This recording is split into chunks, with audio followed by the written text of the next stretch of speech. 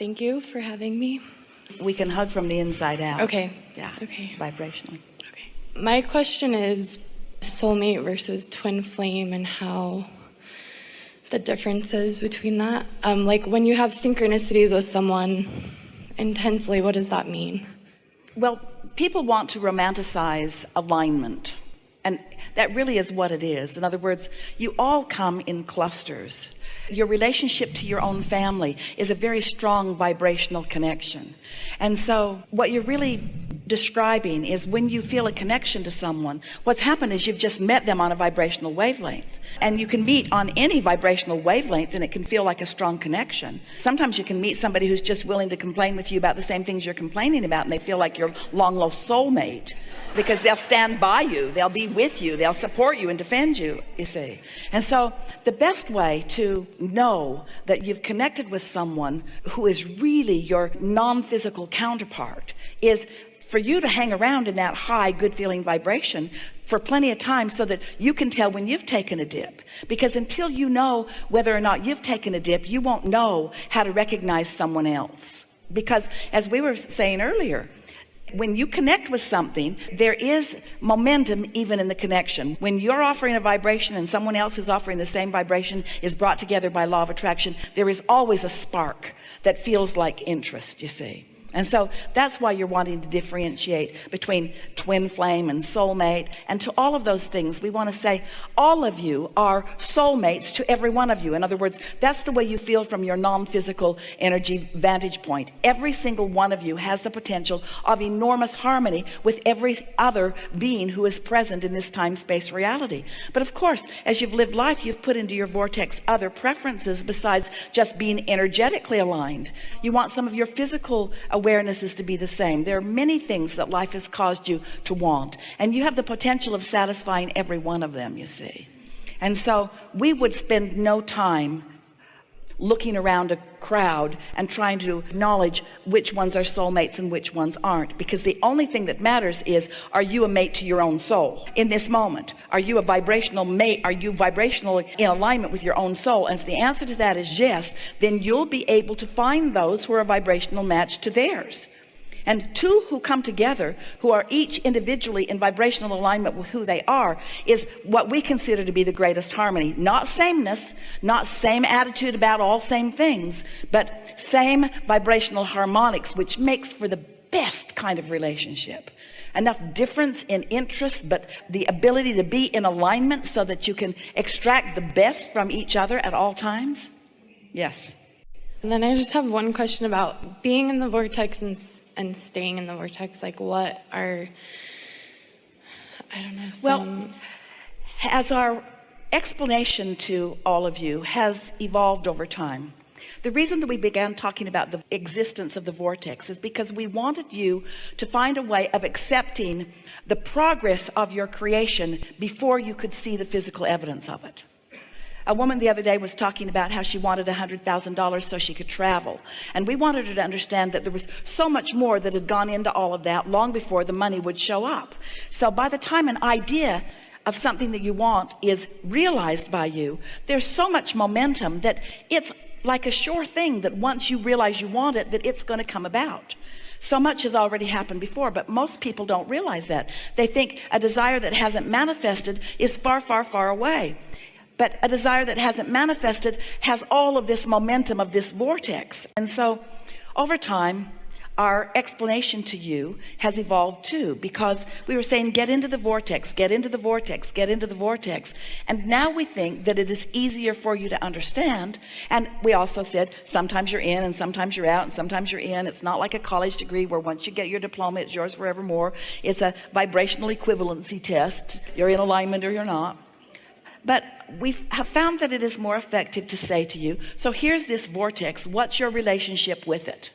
Are you in the receiving mode of it? Because if you're in the receiving mode of this vortex, then there will be a smooth transfer of the vibrational frequency of the vortex into your mind, into your ideas, into your reflexes, into your impulses, into your rendezvous. Don't you ever wonder how thoughts turn to things? Well, that's how.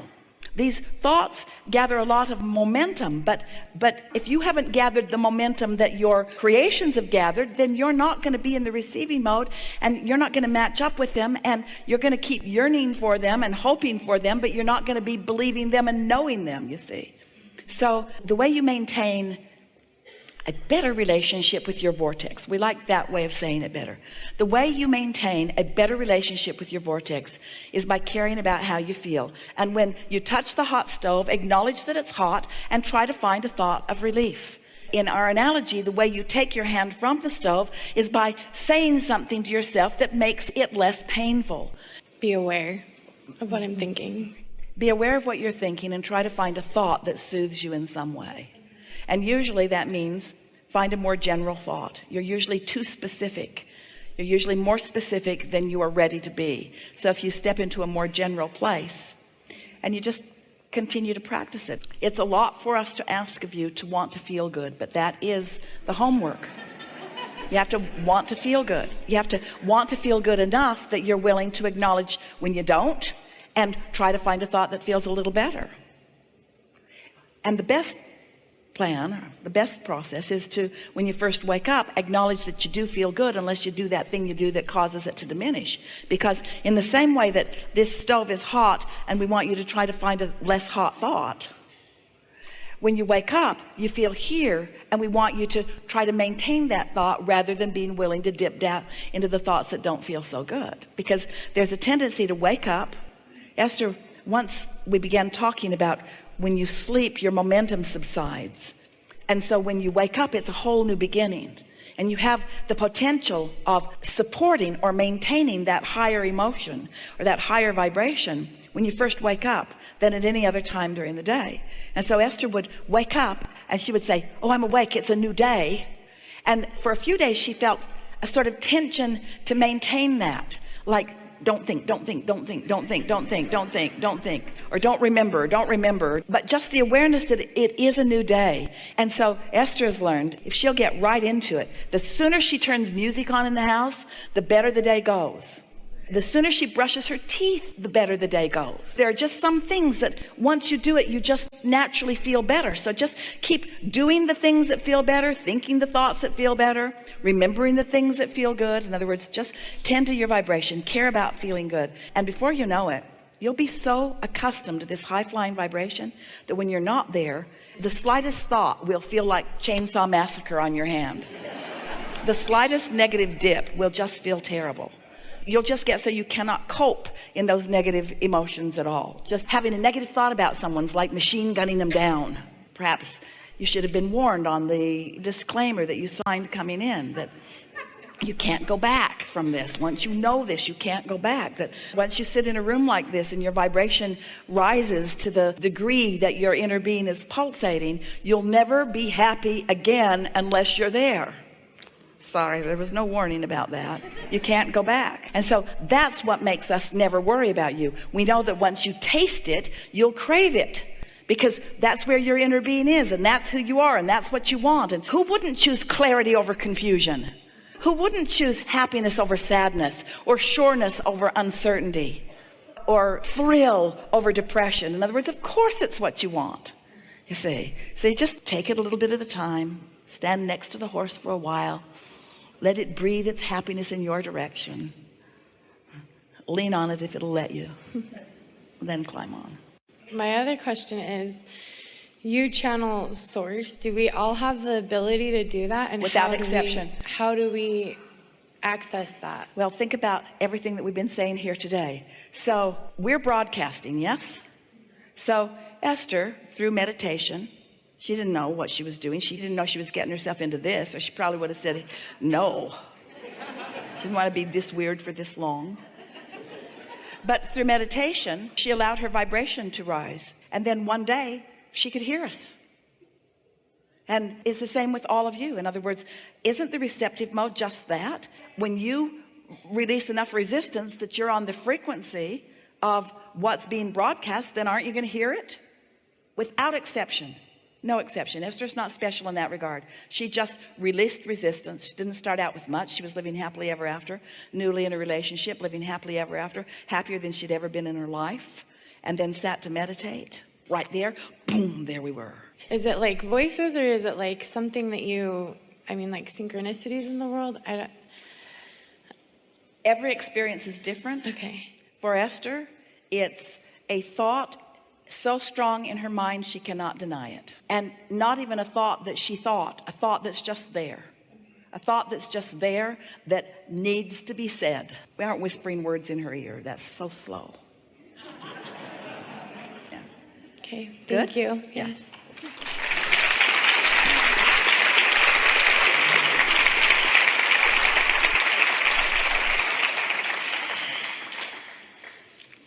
If you have a desire, you light up. If you have a desire that you're worried about, it sort of puts your light out.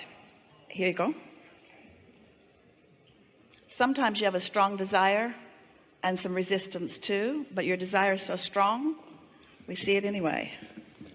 Hi. We are.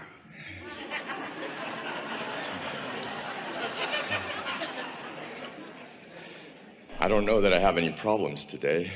That's not what this is about. This isn't about problems. This is about co-creating at its best. Okay. Little tug of war here. Everything is going good.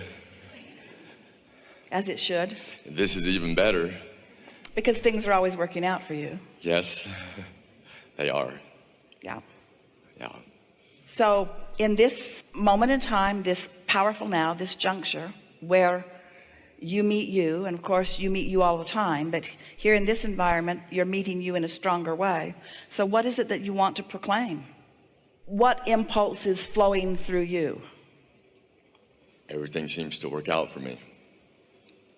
A little at a time. It's just something that you know. It's something that I have observed from listening. So you don't worry about the timing of it. You trust the timing of I it. trust it. Yeah, 100%. And when an impulse comes, is that the indication to you that the timing for at least this impulse is now? When I ponder a thought and it comes to pass in a positive way by clarifying it, then I count that as it worked out. So do you wait for the manifestation to confirm the impulse, or are you getting better at acknowledge the impulse even before? Can you feel more and more what is going to work out in a stronger way? What we're asking is, do you believe that you are getting better at focusing? In other words, because this is what we want you to hear from us. This is what we feel so strongly around you. So you figured this stuff out. You've been listening and you figured it out. And now you're in a place where you are, let us begin again. So sometimes people say, how deliberate of a creator should I be? Because at first we say, you create your own reality, and you said, oh, good. And then we said, you create your own reality, and you said, oh, no, because it felt like responsibility. And then we said, be deliberate about what you think. And then you said, oh, cancel, as you worried about the thoughts that you were thinking. And then we said, get into the receiving mode and receive what the vortex has whipped up for you. And now a lot of you are in a sort of aligned place where often you receive the impulse, but you are in a sort of wait and see place rather than in a now it's time to turn on the juice of focus place. And that really is what we want to say to you, is that you have figured out step 1, and you've figured out step 2, and you've figured out step 3. And now, as you focus more specifically on the things that are important to you, you're now in a place where the universe will begin to deliver to you with more precision the details of what you want. Because you're right, things are always working out for you, and that really feels good. And you've worked most of the details out in step 1, but there is such an exhilarating life force that flows through you when you understand how all of this works, and then you begin to focus. It's almost as if you're dictating to the universe the details of what you want. So we've been saying to people, if you're not really in alignment and not steadily in alignment, then talking about what you want works against you. But if you are steadily in alignment, if you are trusting the laws of the universe, and you are feeling good about your own worthiness as you are, then the more detail you give to the specifics about what you want, the more satisfying the experience is. And so that's our message for you. That's what you lighted up in the back of the room asking about.